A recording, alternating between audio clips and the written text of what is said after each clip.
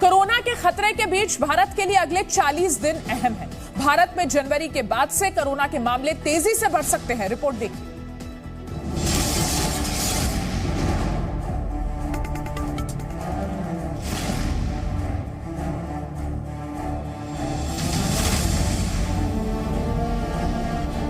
दुनिया भर में बढ़ रहे कोरोना संक्रमण को देखते हुए सरकार ने इससे निपटने की तैयारियां भी तेज कर दी हैं। देश में कोरोना के नए वेरिएंट BF7 के मामले पाए जाने के बाद स्वास्थ्य विभाग ने दिशा निर्देश भी जारी किए हैं। एयरपोर्ट पर आने वाले यात्रियों की जांच की जा रही है। साथ ही कोरोना संक्रमित लोगों के नमूनों की जीनोम सीक्वेंसिंग भी कराई जा रही है। कोरोना के खिलाफ लड़ाई में अगले 40 दिन अहम हो सकते हैं। जनवरी के बाद से कोरोना के मामले तेजी से बढ़ सकते हैं।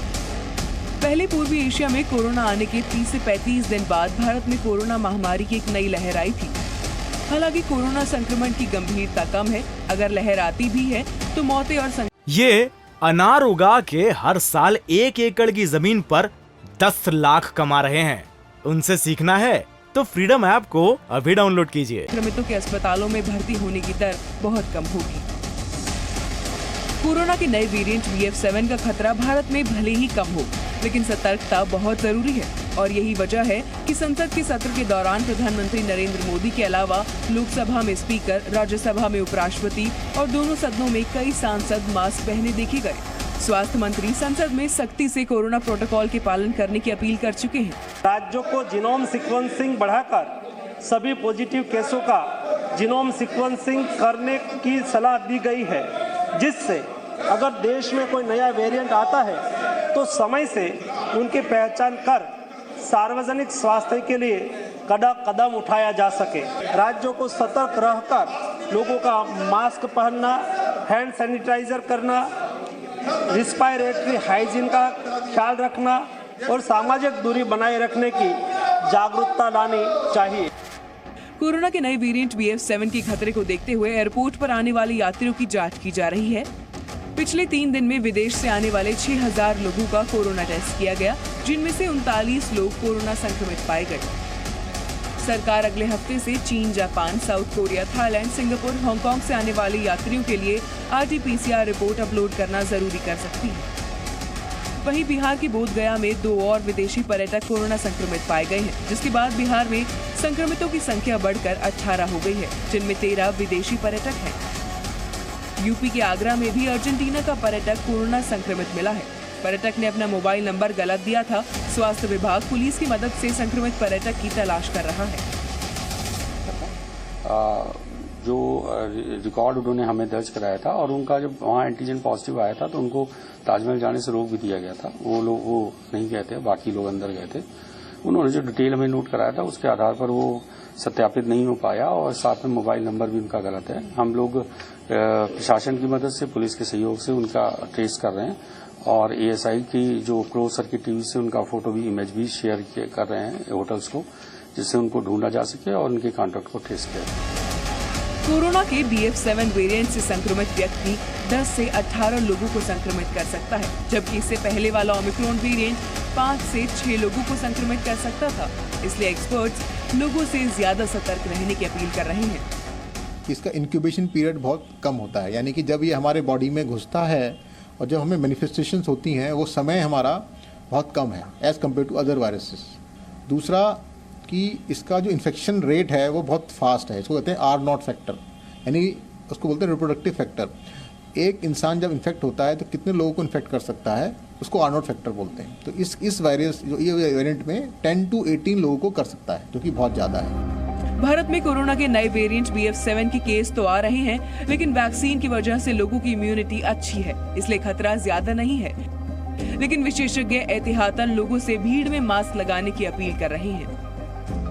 हमारी इम्यूनिटी बहुत अच्छी है, हमारी वैक्सीनेशन बहुत, मैक्सिमम पॉपुलेशन जो है वो वैक्सीनेटेड हो चुकी है और हर्ड इम्यूनिटी जो है वो हमारे सब में डेवलप हो चुकी है। ये नहीं कि इंडिया में अभी केसेस नहीं रिपोर्ट हो रहे, केसेस वायरल इन्फेक्शंस के आ रहे हैं, लेकिन क्योंकि इम्यूनिटी अच्छी होने से वो ज़्यादा सीरियसनेस नहीं दे रहे। लेकिन मेरी लोगों से रिक्वेस्ट है कि जितने भी हमारे लोग हैं वो पब्लिक प्लेसेस में मास्क जरूर डालें।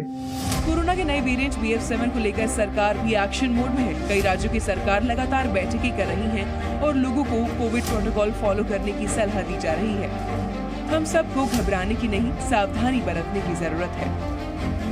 ब्यूरो रिपोर्ट, जी मीडिया। और बर्फीला तूफान अमेरिका के लोगों पर मुसीबत बनकर टूटा है। यहां बर्फीले तूफान से अब तक 60 से ज्यादा लोगों की मौत हो चुकी है। वहीं कनाडा में बर्फ में पूरा शहर ही जम गया। रिपोर्ट देखिए।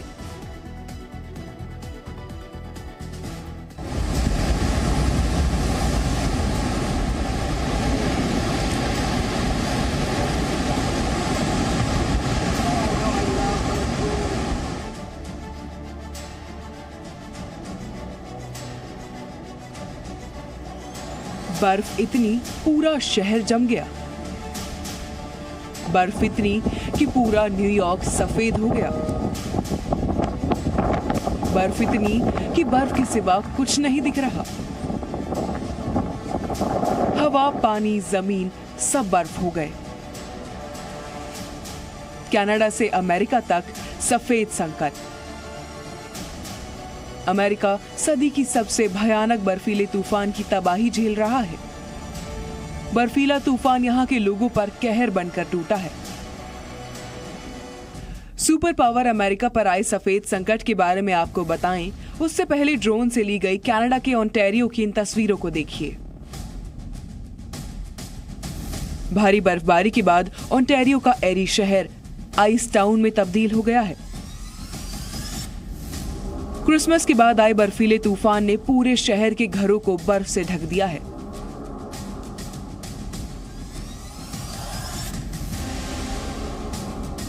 अब बात करते हैं अमेरिका की। बर्फीले तूफान ने उत्तरी अमेरिका के लोगों की जिंदगी को कैसे रोक दिया है, उसे बयां करने के लिए ये तस्वीरें ही काफी हैं। सड़कों पर गाड़ियां तो जमी ही हैं, दुकानें और मकान भी बर्फ में ढक गए हैं। सोशल मीडिया पर शेयर अमेरिका के विस्कॉन्सिन की इन तस्वीरों को देखिए। दुकान पर बर्फ की परत बता रही है कि ये बर्फीला तूफान कितना खतरनाक था। लकड़ी की ये इमारत बर्फ के किले में तब्दील हो गई है। सोशल मीडिया पर शेयर किया गया एक और वीडियो देखिए। ये उत्तरी ओहायो की एवन लेक है। बर्फीले तूफान की वजह से ये पूरी लेक ही जम गई है। अमेरिका के एरिजोना राज्य में बर्फ बनी झील में डूबकर 3 भारतीय मूल के लोगों की मौत भी हो गई है। मारे गए व्यक्तियों की पहचान नारायण मुद्दाना, गोकुल और हरिथा मुद्दाना के रूप में की गई है। बताया जा रहा है कि ये तीनों लोग क्रिसमस के अगले दिन बर्फ बनी झील पर कुछ तस्वीरें लेना चाहते थे।